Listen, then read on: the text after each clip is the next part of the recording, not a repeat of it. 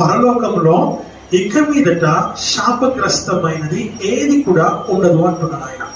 ఏంటిది శాపగ్రస్తమైనది అనగా, లోకంలో మనము ఎదుర్కొంటున్నటువంటి అనేకమైన వ్యాధులు, రోగాలు, బలహీనతలు, నొప్పులు, కష్టాలు, శ్రమలు, ఇరుకులు, ఇబ్బందులు, సమస్యలు, నష్టాలు, రకరకాలమైనటువంటి సాతాను శోధన, మాంత్రిక తాంత్రిక చేతబడి క్రియలు, దయ్యపు శక్తులు, దురాత్మ శక్తులు, రోగపీడిత ఆత్మలు, ఇలా చెప్పుకుంటూ పోతే చాలా ఉన్నాయి. ఇవన్నీ కూడా శాపగ్రస్తమైనవి.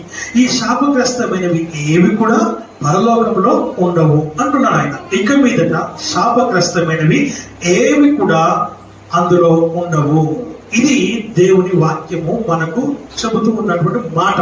మనకు శాపము కలిగించేవి, మనకు బాధలు కలిగించేవి, మనకు వేదనలు కలిగించేవి, మనకు సమస్యలు కలిగించేవి, మనకు భయంకరమైన ఇబ్బందులు కలిగించేవి ఏవి అందులో ఉండవు.